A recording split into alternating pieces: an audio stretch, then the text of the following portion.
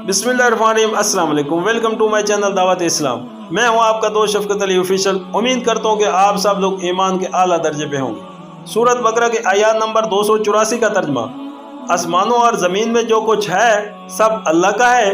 तुम अपने दिल की बातें ख्वाह ज़ाहिर करो या छुपाओ, अल्लाह बहरहाल उनका हिसाब तुमसे ले लेगा। फिर उसे इख्तियार है जिसे चाहे माफ़ कर दे और जिसे चाहे सज़ा दे।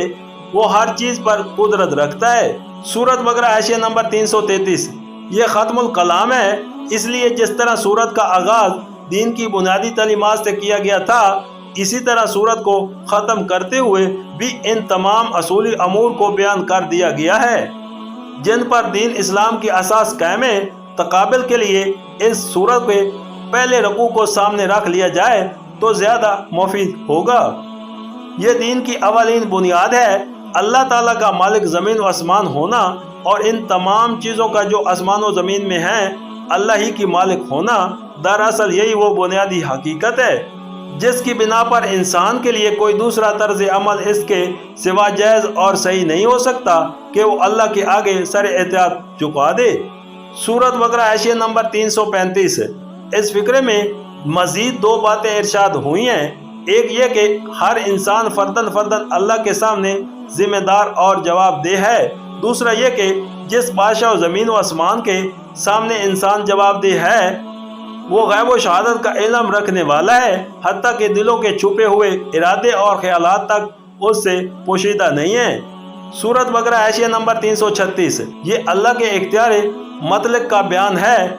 इसको किसी कानून ने बांध नहीं रखा है कि इसके मुताबिक अमल करने पर वो मजबूर हो, बल्कि वो मालिक मुख्तार है। सज़ा देने और माफ़ करने के कुल इख्तियारात उसको हासिल हैं। सूरत बकरा की आयत नंबर 285 का तर्जमा, रसूल उस हिदायत पर ईमान लाया है जो अल्लाह के रब की तरफ से उस पर नाजिल हुई हैं, और जो लोग इस रसूल के मानने वाले हैं उन्होंने भी इस हिदायत को दिल से तस्लीम कर लिया है।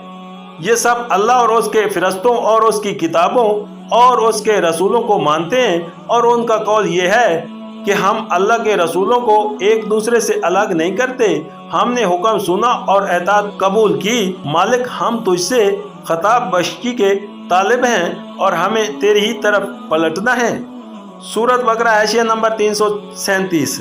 इस आयत में तफसीलात से कतई नज़र करके इस्लाम के अक़ायद और इस्लामी तर्ज़ अमल का खुलासा बयान कर दिया गया है, और वो ये है अल्लाह को, उसके फरिश्तों को और उसकी किताबों को मानना, उसके तमाम रसूलों को तस्लीम करना, बग़ैर उसके के उनके दरमियान फ़र्क किया जाए, यानी किसी को माना जाए और किसी को ना माना जाए, और इस अमर को तस्लीम करना कि आखिरकार हमें उसके हजूर में हाजिर होना है।